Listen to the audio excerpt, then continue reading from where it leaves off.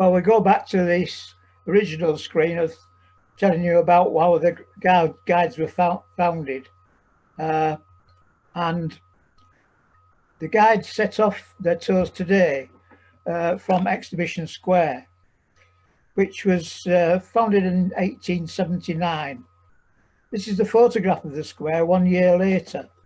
The square was founded along with the art gallery for the second Yorkshire Fine Arts and Industrial exhibition. Well, the first one was held in Bootham Park. And this is a wonderful old photograph from the Evelyn collection of the entrance to that first exhibition. Back to the art gallery. This was the exhibition hall that was erected behind the art gallery. And this exhibition hall stayed with us until the beginning of the Second World War. After the exhibition, it held boxing matches and all sorts of other events, including musical things. And you can just see at the back of this exhibition hall the organ pipes that provided a lot of the background music for the concerts. I've put this slide in because it shows a tram, the first tram from Haxby, coming into Exhibition Square. When the trams were introduced into York in 1910, the electric trams, having a much wider turning circle than the previous horse-drawn trams, have created much havoc, and we'll talk about them in a little while. The Etty statue that's in Exhibition Square at the present time was unveiled on the 20th of February 1911 by the Lord Mayor Thomas Carter.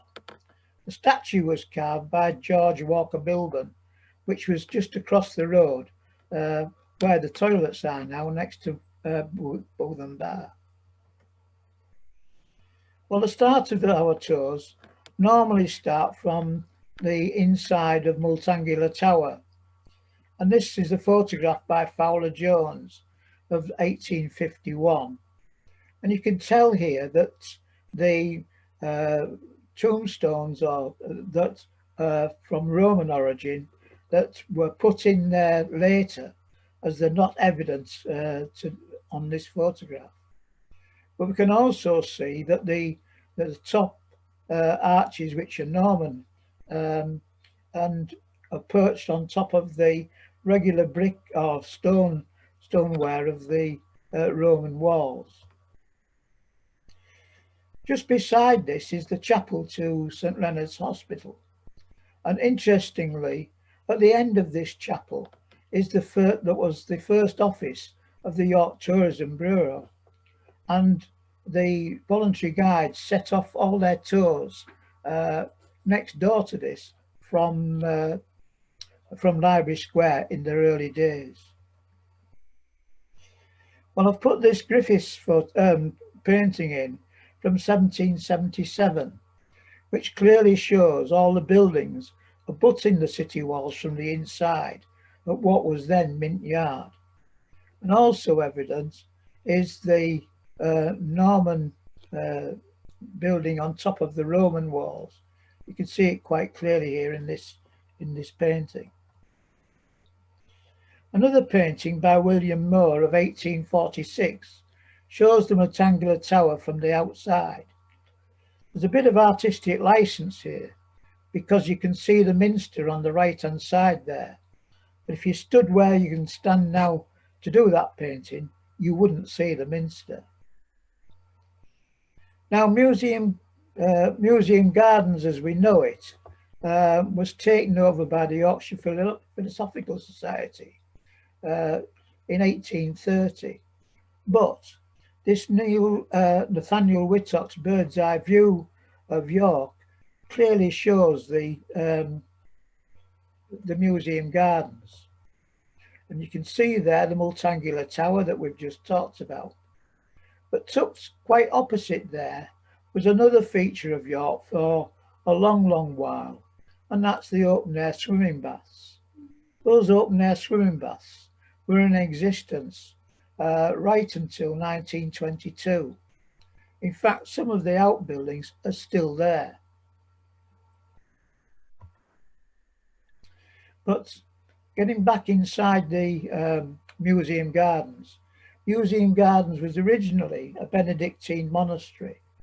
That Benedictine monastery was one of the largest in England and thrived until the dissolution of the monasteries in 1539.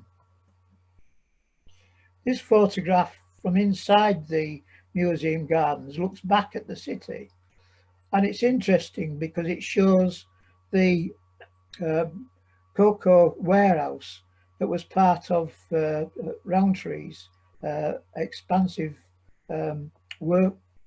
workplaces.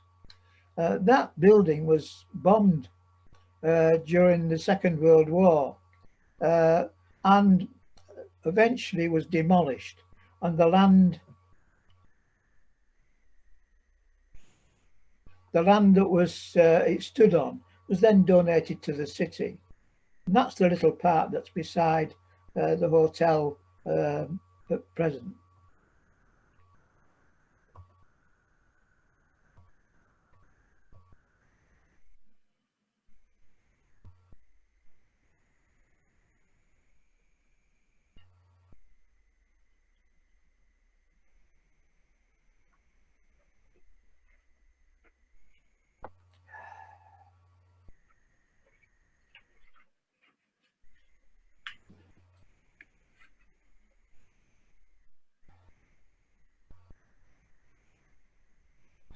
Good.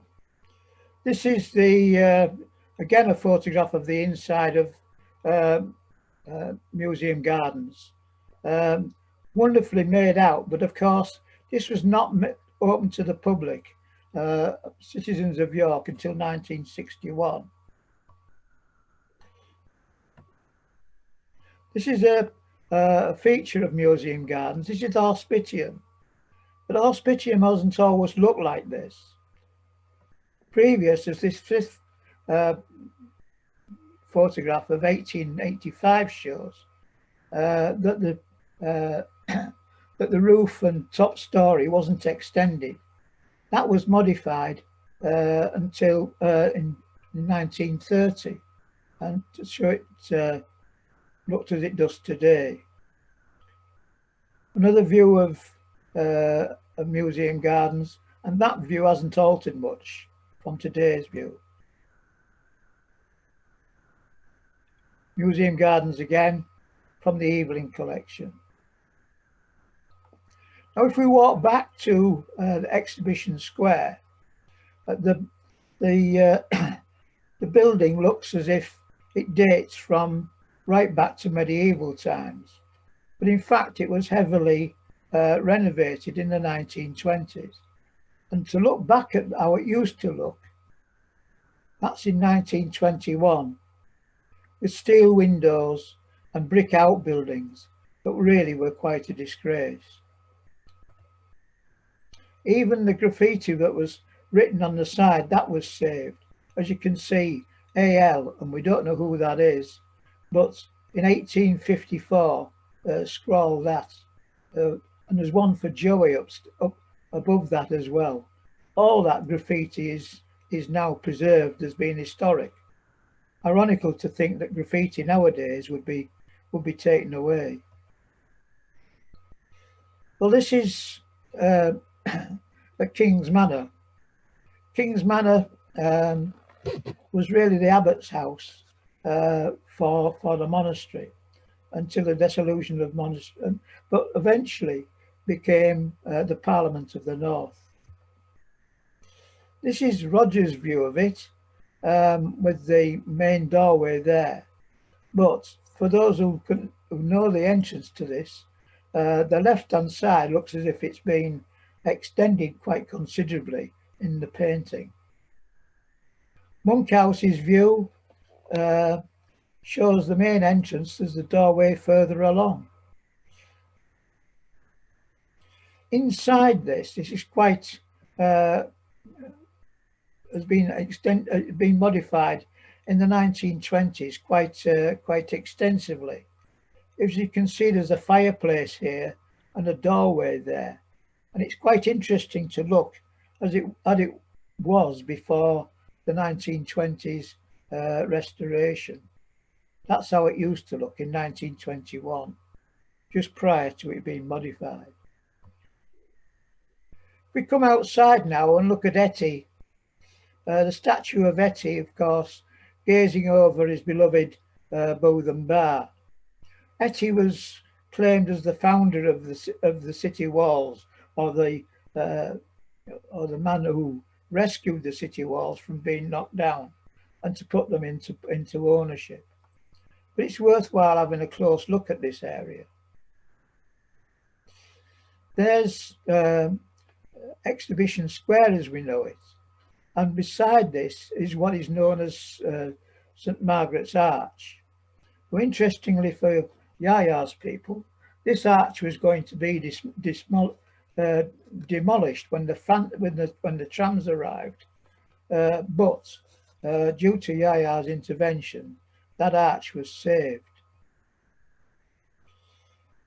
Before the Exhibition Square was built, the Bird in the Hand public house, which is on the right-hand side, that was in existence, and that all had to be demolished in order for the square to be made. And this is a photograph looking at Bowden Bar just after, in fact, the Barbican had been removed. But interestingly, if you look at the building on the left-hand side with the rounded end, all that had to disappear when the trams arrived, simply to get the trams around into Gillygate. The Bird in the Hand public house that we talked about earlier is the tall building on the right-hand side, and that, of course, disappeared.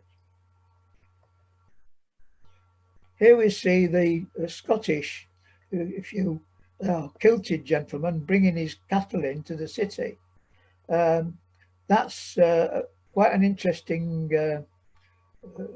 painting or drawing, I should say, simply because it shows the Barbican in existence before it was removed in the 1820s. And you can see the Bird in the Hand public house with its sign outside, just in the centre of the painting. View across from Exhibition Square to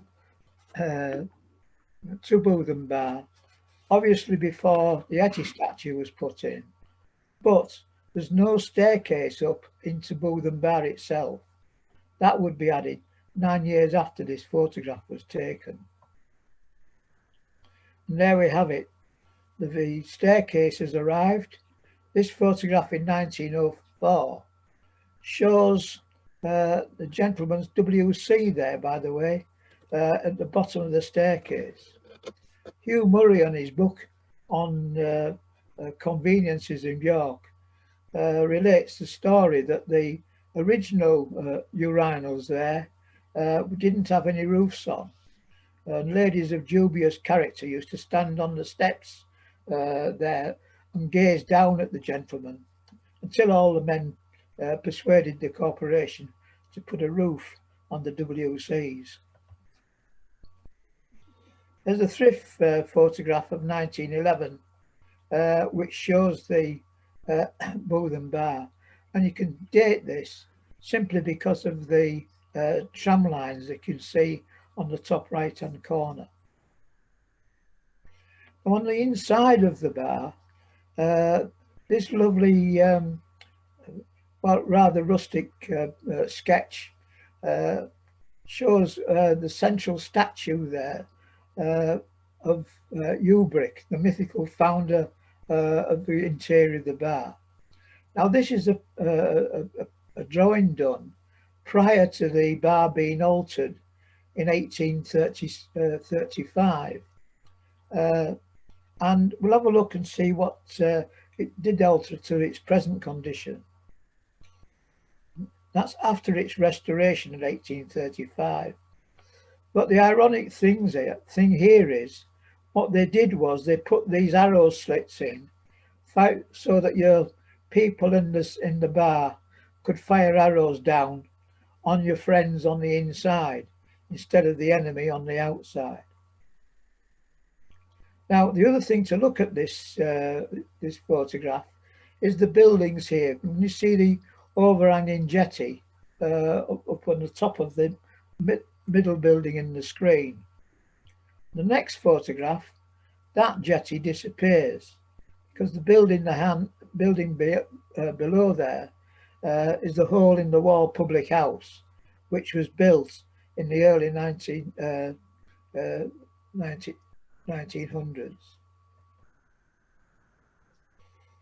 From the walls, if we look down, we can see the stonemason's yard for the Minster. This was on the site of the Puricrus Hospital, which was built in 1914. So obviously this photograph was taken before then. But the only other thing about this is the Minster, the scaffolding, all wooden scaffolding going up there, and not many safety features to see on there. If you look at the outside of the city walls, looking towards Robin Hood's Tower, you can see some unusual delves in the ramparts.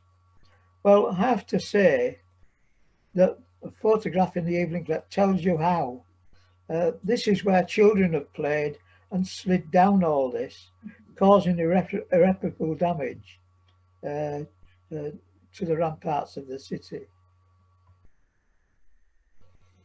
From the air, this photograph of Dean's Park, taken in 1920, reveals a structure which is no longer with us.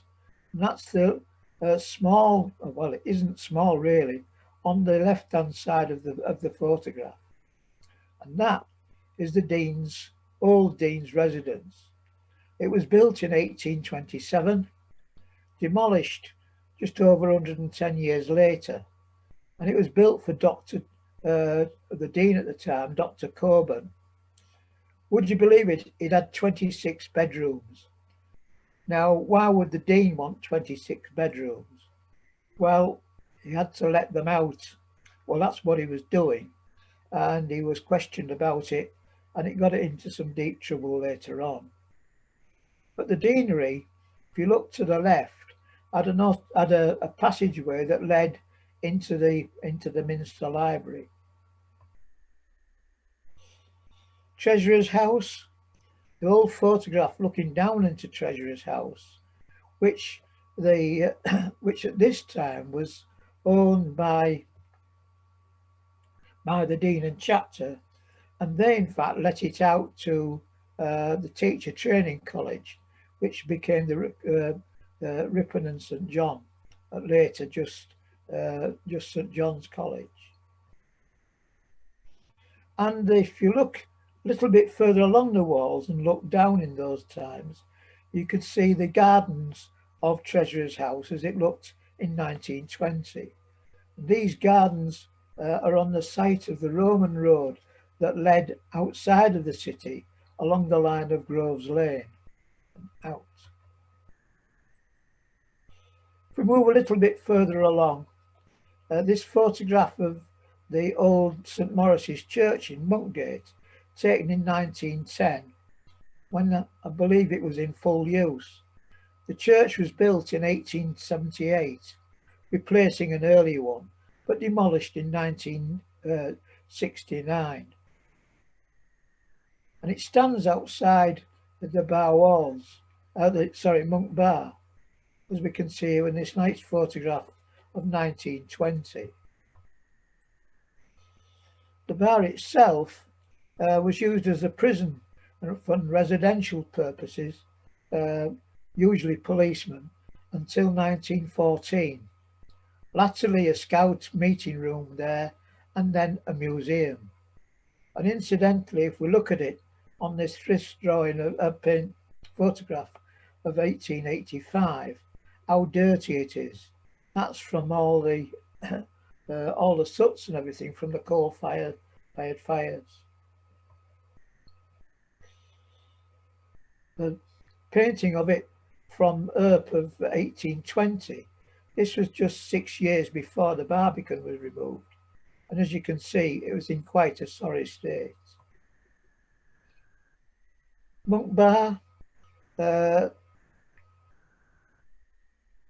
taken in 1930. Again, a similar one in 1930, and central to that is the what was the Red Lion Public House. And that was a house that had trading from through the bar out towards Malton with its own carrier that used to operate from the passageway in the backyard of the public house. This is an interesting drawing of the inside of Monk Bar with Old Walk and Gudrun Gate. The building next to the Monk Bar on the right hand side there would be demolished for the Methodist chapel that was built in 1857 and used until 1935. It later became Ladbrokes booking office. What the Methodists would think of their chapel becoming a betting shop, goodness only knows. But if we go across the road from Old Walk, we come into Oglethorpe.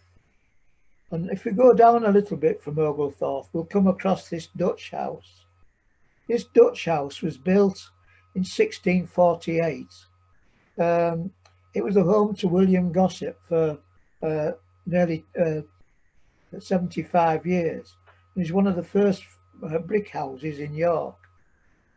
The front of it was heavily restored by the Civic Trust in the 1950s, but the back of it still remained a garage.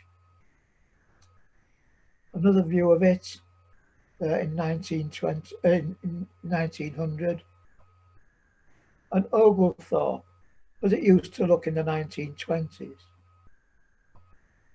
This leads down to this strange looking building at the back of the Minster. In fact, it was the site of the Thackeray Brewery from 1830 to 1921. Then it was John Smith's bottling plant until ending up now as residential. Wittock's view that we talked about earlier clearly shows the brewery chimney, which I've highlighted there, and that's important because it gives us some features on some later photographs. We move to Treasurer's House. Now, Treasurer's House, this is the front of it. There's a photograph taken in 1923. It was a home of industrialist Frank Green, given to the National Trust in 1930. This was the dining room in 1923. Frank Green, to construct his house and make it as good as possible, rescued all sorts of features from various houses which were being demolished and installed them in his house. People at the time didn't think much of this, but later on people began to realise that he'd rescued a lot of important features from houses all the way around York. I put this in from the tourist guide because what it features is the Committee of Management. And if you look down at that Committee of Management for Treasurer's House in 1935, you see the chairman is the Archbishop of York, with all sorts of high-flying members down there. Interestingly, Not one of them belongs to the National Trust, although it's their property. Just a little bit further on is York Minster. And this photograph by Thrift of 1871 shows the Minster East End in a sorry state. All the windows have been taken out, but if you look below that big east window, you see a massive crack going down to the bottom. They never really solved that, and it's still causing trouble until the present day. And this was it in 1971. Those of us who remember York Minster in those times, the Minster being propped up in all the way around in order for the foundations to be renewed, and in some cases just put in as there wasn't any. Well, if we turn round and have a look now at the St William's College. This is College Street with St William's College, taken in 1900. The college was originally built in 1465 for chancery priests, but at the Reformation, the chancery priest role disappeared. But it was used by Charles I during the Civil War to house his printing presses. This is a painting by Dudley in 1890 of St William's College. But looking back at this painting, look at the massive roof of the chapter house. That's far bigger than is shown there. Inside of St William's College, that's how it looks today. And just bear in mind these nice windows and the timber framework that's apparent. It hasn't always looked like this.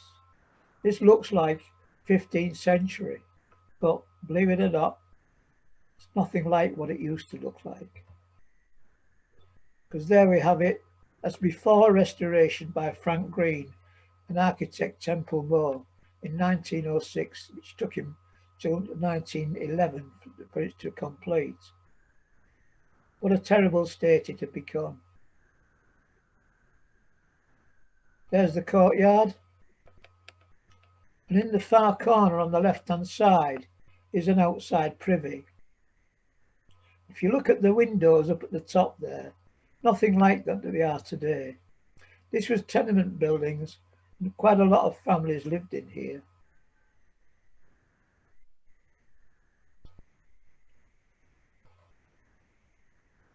That's how it is today. The windows have been completely changed and everything, and the privies disappeared.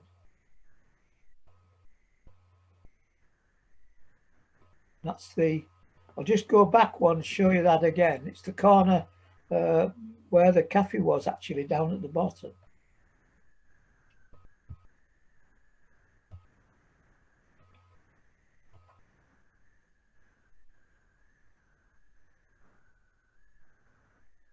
Move outside now and into College Street and look towards Gudrum Gate.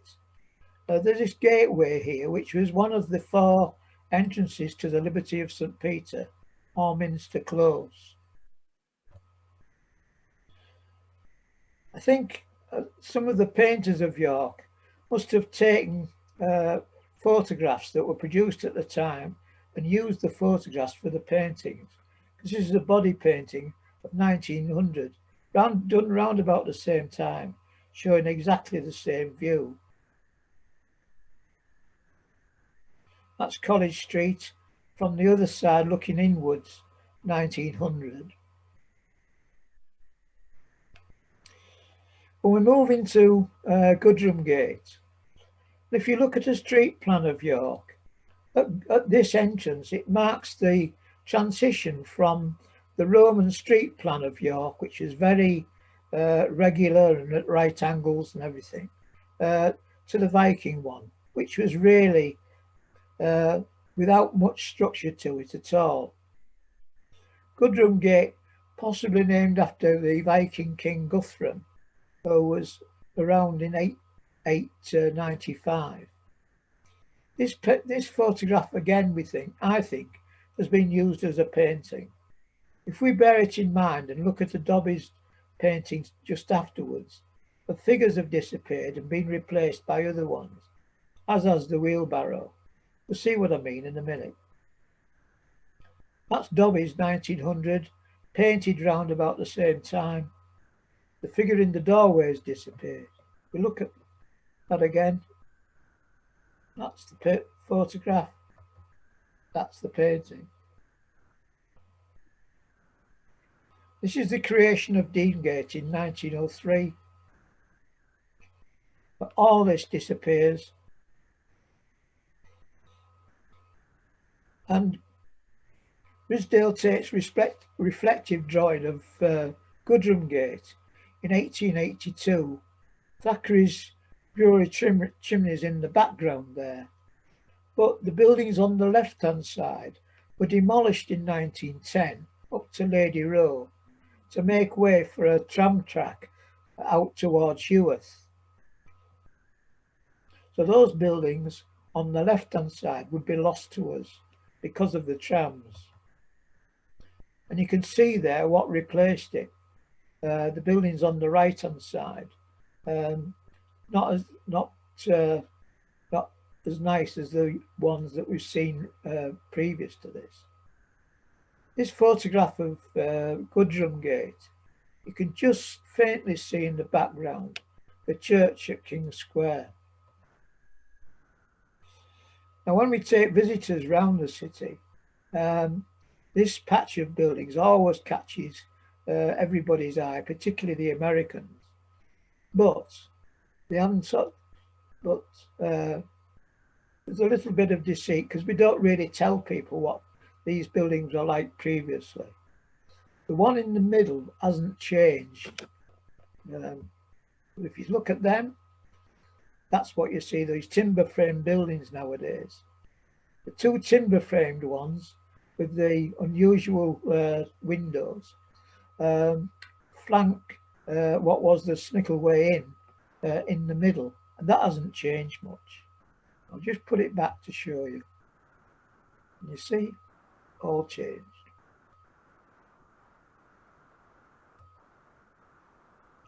And there's the restoration in 1929, when those particular windows and those that timber work was exposed.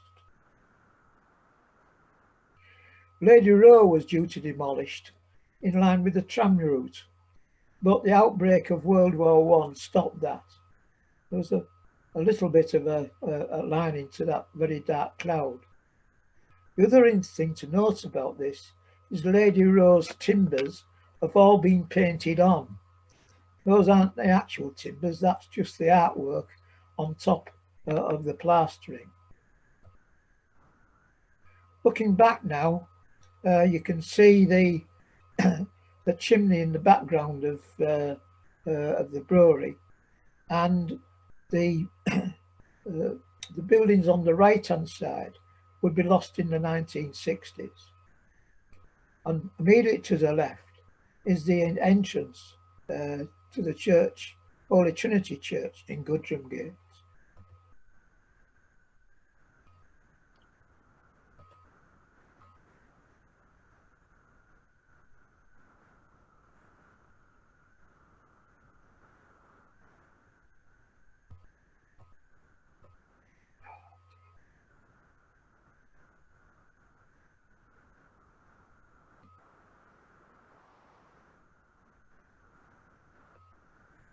That's Holy Trinity Gudrum Gate, 1082 is the earliest reference that we've got for it.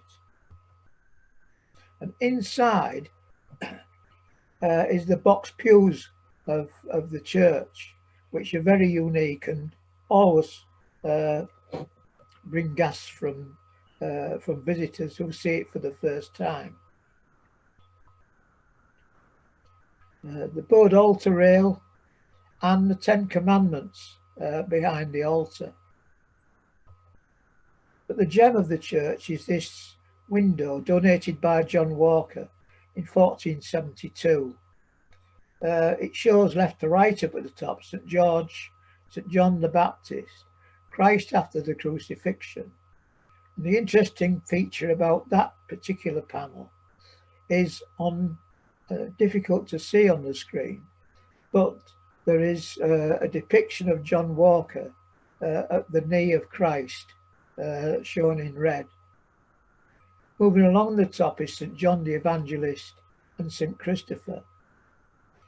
Below the central Christ after the crucifixion is a depiction of the coronation of the Virgin Mary. But on closer inspection, the head of Virgin Mary looks very odd indeed. That's because it was taken out at the Reformation and only crudely put back during the 19th century. Also in the church are these Lord Mayoral boards. They're a feature of many churches in the city that describe who became Lord Mayor from that parish. This one shows George Hudson as being Lord Mayor in 1838 and 1839. Well, that's true enough, but he was also Lord Mayor in 1846. If we move outside now towards King Square, we look at Low Petergate as it was in 1880. There's some more views of Low Petergate. This is one which shows that Searles, the brushmakers. That sign is now in the Castle Museum. A busy street scene is this. And this is another one taken about the same spot in 1820. Low Petergate in 1880. The buildings on the right-hand side here include the Talbot Coaching Inn, which was replaced by the York College for Girls in 1908, who continued there until modern times, now replaced by an Italian restaurant. Looking back now to Holy Trinity, first recorded in 1268 and demolished in 1937. King Square, possibly named after King Guthred, name given, we think, to Gudrum Gate. The clock, incidentally, went to Boyse's store in Bridge Street. Again, King Square, another one from the Evelyn collection, 1911. King Square looking down on the entrance to the shambles. A nice painting there by Finlay of the entrance, which looks a lot wider than was seen at the previous photograph. That's the entrance to the shambles in 1900. Pretty dilapidated place, very much run down, very much in need of a bit of TLC. Painting by Fred Taylor shows exactly the same scene, equally depressing really. And this corner of King Square shown in this photograph of 1920 shows what a terrible state this shambles had become. Nice rural scene of the horse-drawn cart coming towards the shambles, passing the church.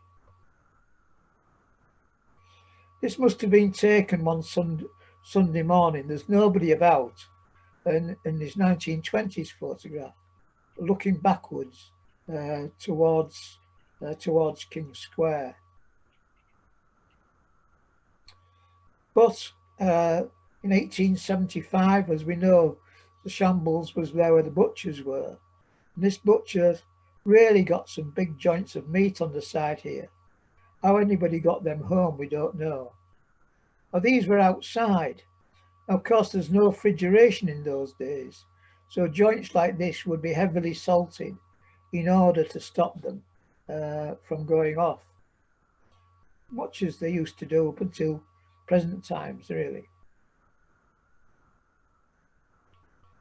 Another Sunday scene, I think, because the boys are all dressed up in the Sunday best. This thrift painting of 1909. Here we can see the meat being displayed in 1873 photograph, and this shop on the right hand side here, that bar is still in existence with the meat being displayed on the ledges of the windows. The couple on the left hand side stood underneath the sign to the Neptune Public House, which closed in 1905. An interesting thrift photograph of 1881. 1905, another public house is shown in the centre. That's the Eagle and Child, which closed in 1925. But, nice busy time there. Another Sunday morning photograph, we think.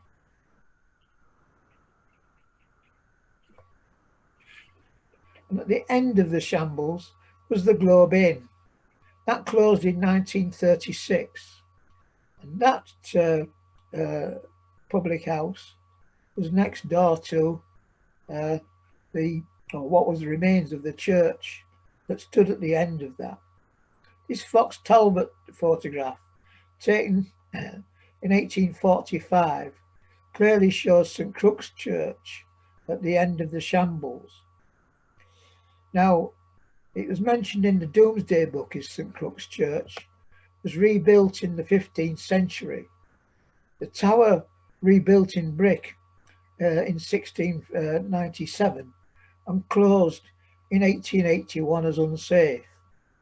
It was united with All Saints Pavement in 1884, but they couldn't knock it down. It had to be demolished by dynamite in 1887. But this is a wonderfully coloured painting of St Crux by William Richardson in 1881. Unfortunately, it doesn't tell the whole truth.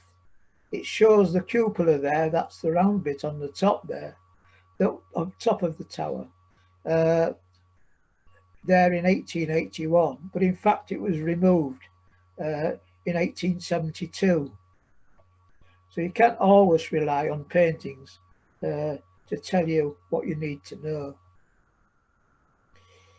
Ridsdale Tate again shows the inside of St Crux, and to the right of the altar rail is the tomb chest of Sir Robert Water. Now that tomb chest survives. It's in the little it's in the little place that we know for serving sandwiches and coffee and all sorts of things during at the end of the shambles. And this tomb chest is there. Now, it's very important to us with Sir Robert Water, because he met James I in 1603. James I is reputed to have said, "How shall I know my lord, the Lord Mayor? He'll be wearing a chain," he said. Well, the chain that he wore is now the Lord Mayor's chain of office. And that's something wonderful to go and have a look at next time you're at the bottom of the shambles. But St Crux had to be dynamited, and this was the effect of it in 1887. Another view of it being demolished.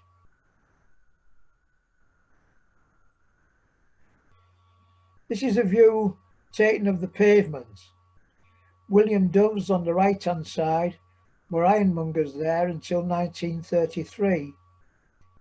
But in 1822, Joseph Rowntree Sr. bought number 28 and opened his grocer's shop. At one time, 2 Quakers apprentices worked there. One was Joseph Rowntree, and would you believe it, the other one George Cadbury.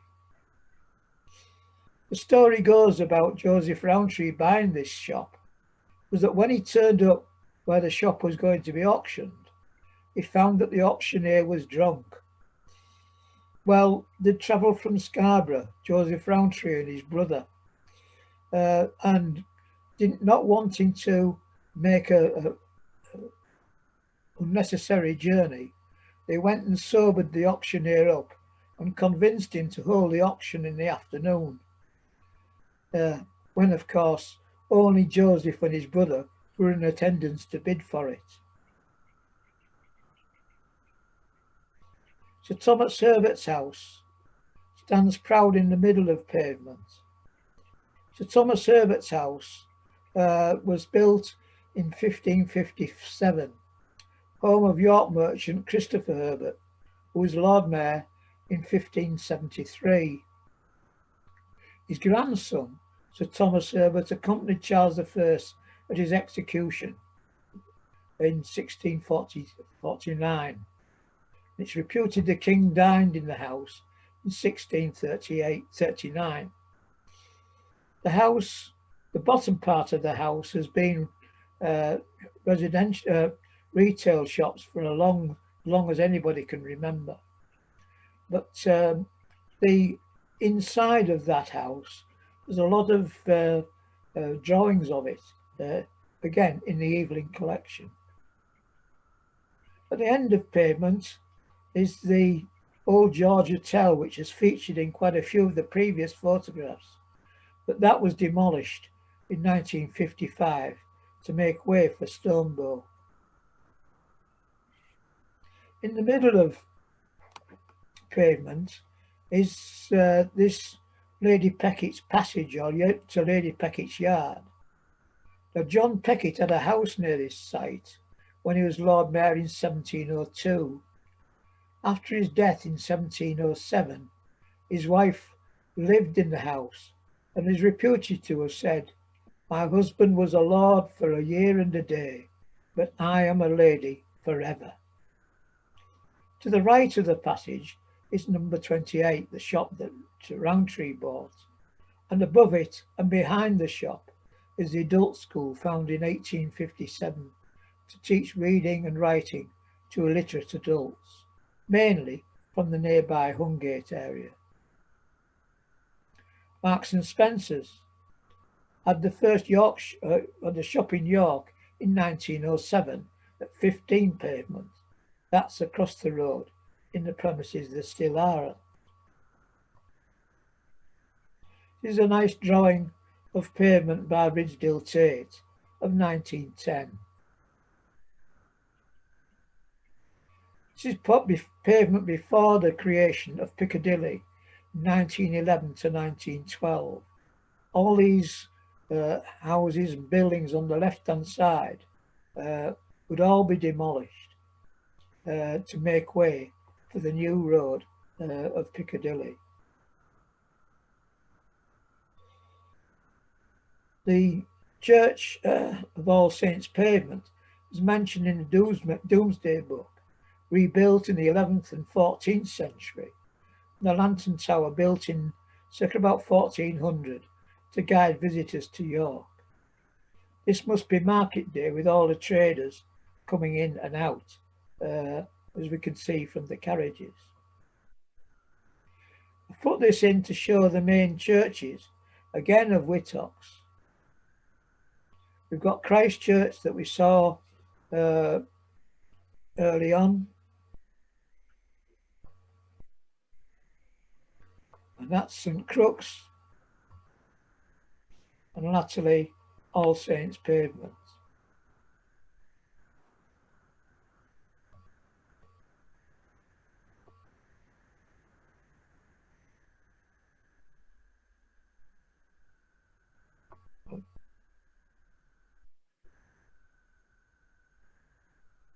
Thank you all for listening, and over to you.